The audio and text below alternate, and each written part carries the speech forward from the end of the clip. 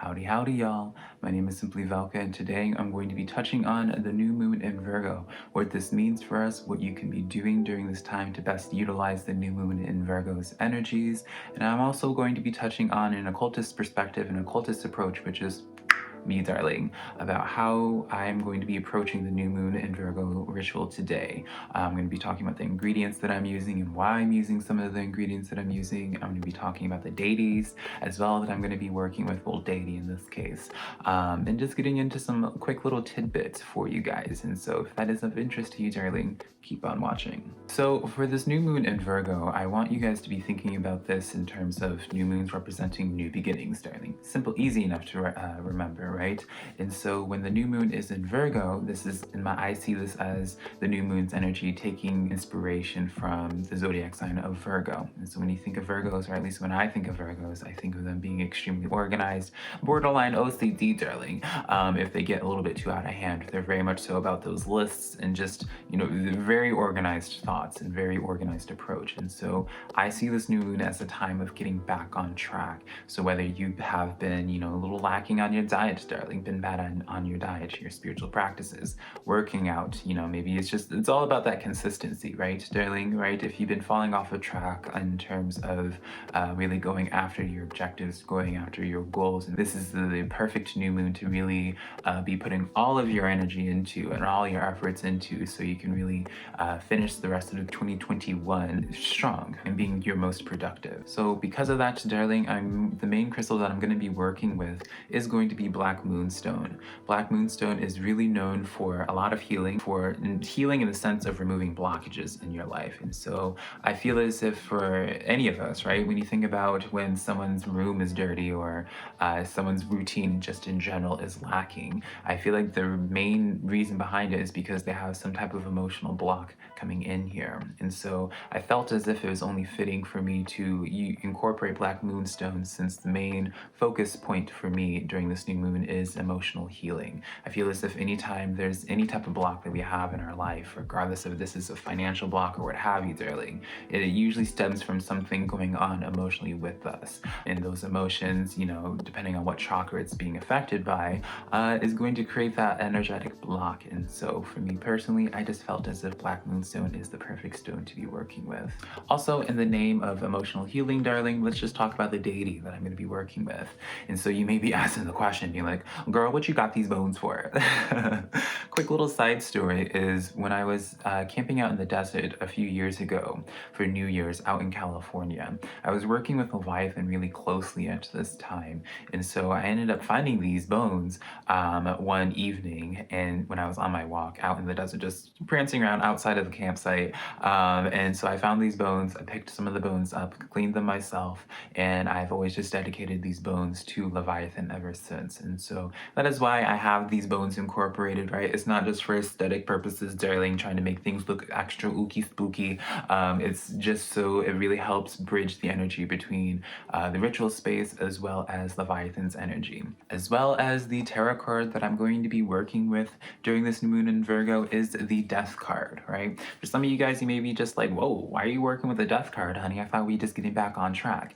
For me, I see this as getting back onto, starting with a clean slate. 2021 has been rough for most, if not all of us, darling, for obvious reasons. And so some of us have definitely fallen off the wagon. Let me not just say we and project my issues onto y'all, right?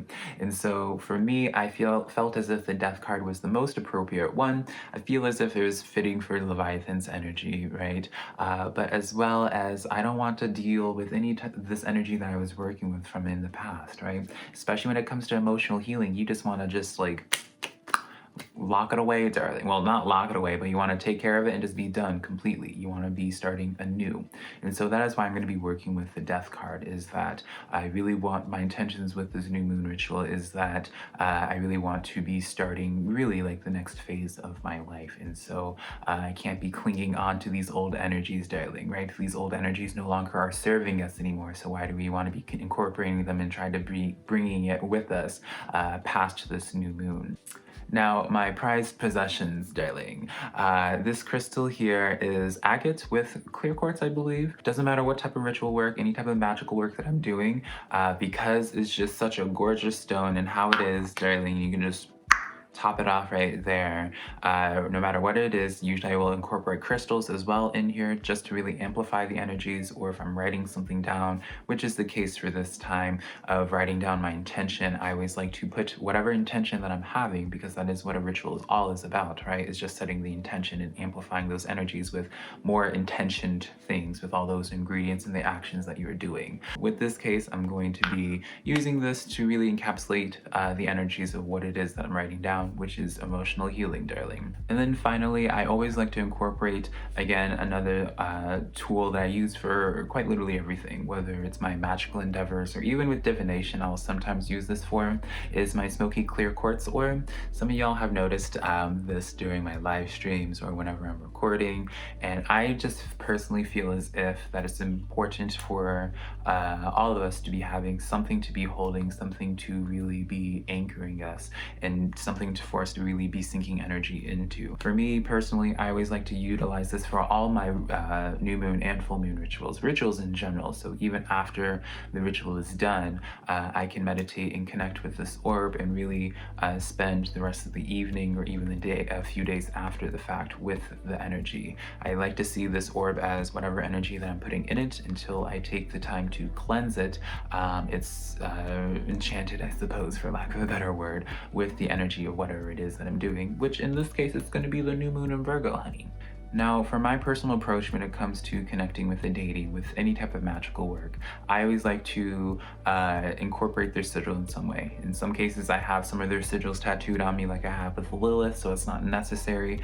But, you know, I am, as I said before, I'm very mechanically challenged when it comes to any type of creative pursuit.